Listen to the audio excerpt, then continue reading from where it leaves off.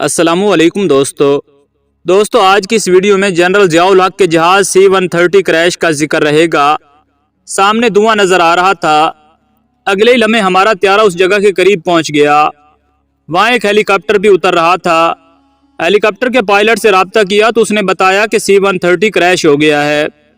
इस किस्म के हालात में मुझे अहम फैसला करना था। अगर मैं जाए हादसा पर पहुंच भी जाता तो भी कुछ कर नहीं सकता था। इसलिए मैंने पायलट को कहा कि यहाँ रुकने का भी कोई फ़ायदा नहीं है, आप सीधे रावलपिंडी चलो। ये कहना था जनरल असलम बेग का, जो उस वक्त जाए हादसा का फ़िज़ाई मुआयना कर रहे थे, जहाँ कुछ देर पहले वो C-130 त्यारा गिरकर तबाह हुआ था, जिसमें दीगर अफराद के हमरा सदर पाकिस्तान जनरल ज़ियाउल हक भी सवार थे। हाल ही में शाया होने वाली अपनी सवाने हयात इक़्तिदार की मजबूरियाँ में जनरल असलम बेग ने हादसे के रोज़ और उसके पहले की तफसीलात बयान की हैं। याद रहे, ज़ियाउल हक की मौत के बाद जनरल असलम बेग फ़ौज के सरबराह बने थे। 17 अगस्त 1988 को बहावलपुर के करीब पेश आने वाले इस मुबैना फ़िज़ाई हादसे में सदर जनरल ज़ियाउल हक, chairman joint chief of staff committee general Akhtar Rahman, अमरीकी सफ़ीर राफेल समेत 30 के करीब अफराद की मौत हुए थे। असलम बेग लिखते हैं कि 1988 में अल खालिद टैंक का प्रोटोटाइप चीन और पाकिस्तान की मुश्तरका कोशिशों से मुकम्मल हो रहा था। हतमी टेस्ट के लिए अल खालिद और M1 टैंक मुल्तान पहुंच गए थे।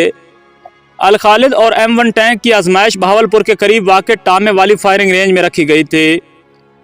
जनरल असलम बेग लिखते हैं कि बहावलपुर जाने के लिए GHQ ने आम शख्सियात और मुतलका अफसरान की फ़हरिस्त तैयार की, जिसमें जनरल ज़ियाउल हक और chairman joint chief of staff committee general Akhtar Rahman शामिल थे।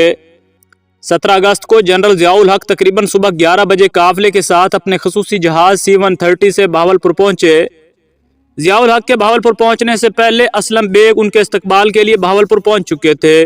जब ज़ियाउल हक आए तो उनके साथ जनरल अख्तर अब्दुर्रहमान, अमरीकी सफ़ीर, उनके मिलिट्री सेक्रेटरी और दीगर मुतलका अफसरान थे। एयरपोर्ट के लाउंज में फ्रेश अप हुए और 2 हेलीकॉप्टरों में टामे वाली रेंज की तरफ रवाना हुए।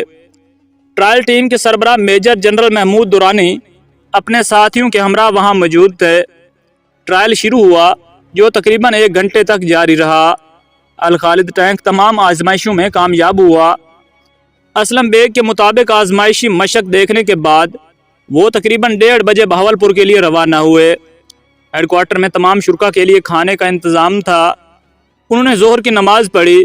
उसके बाद वहाँ मौजूद बहावलपुर की कुछ शख्सियात के साथ जनरल ज़िया ने मुलाकात की और फिर तकरीबन 4:30 बजे वो बहावलपुर एयरपोर्ट के लिए रवाना हुए। असलम बेग कहते हैं कि मैं जनरल ज़िया साहब के साथ था और उन्हें जहाज़ तक छोड़ने आया था। सब लोग जहाज़ में बैठ चुके थे। जहाज़ में दाखिल होते हुए उन्होंने कहा कि आप भी आ रहे हैं, आइए, मगर आपका तो अपना जहाज़ है। जी हाँ, मैं अपने जहाज़ में आऊँगा सर।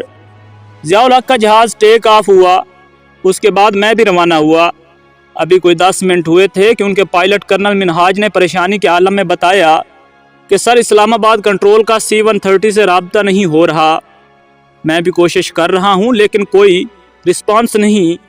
अचानक पायलट ने बताया कि सामने धुआं नज़र आ रहा है और दूसरे ही लम्हे हमारा जहाज़ उसके नज़दीक पहुंच चुका था, क्योंकि हम भी ज़ियाउल हक के जहाज़ के फ़ौरन बाद रवाना हुए थे। एक हेलीकॉप्टर भी उतर रहा था जो मुल्तान जा रहा था। हमारा जहाज़ ऊपर चक्कर लगाता रहा।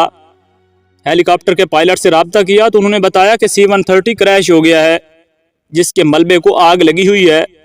असलम बेग बताते हैं कि GHQ रब्ता किया तो हुक्म दिया गया कि फार्मेशन को रेड अलर्ट कर दो और अगले हुक्म का इंतज़ार करो। मेरे साथ जहाज़ में बैठे हुए ऑफिसर्स मेरी तरफ देख रहे थे और मैं गहरी सोच में डूबा हुआ था।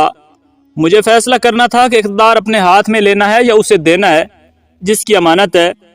ज़हन में वालिद साहब की नसीहतें चल रही थीं कि हकदार को उसका हक दें। जनरल असलम बेग लिखते हैं कि रावलपिंडी पहुंचकर दूसरे दिन मैंने जनरल शफीक से तफसील से बात की।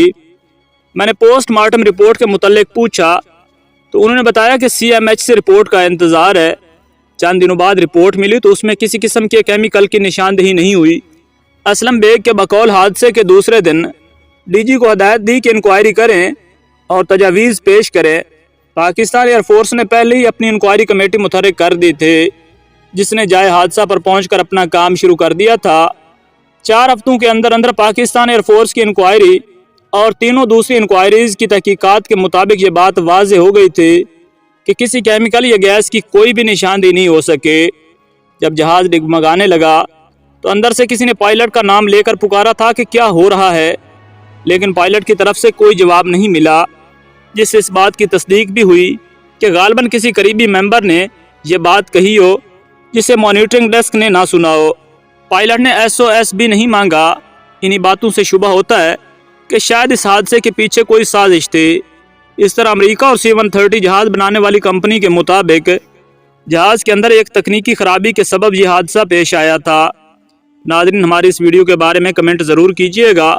ہاں، اگر ابھی تک آپ نے ہمارا چینل سبسکرائب نہیں کیا تو اس طرح کی ہسٹوریکل ویڈیوز دیکھنے کے لیے ہمارے ساتھ جڑے رہیے گا۔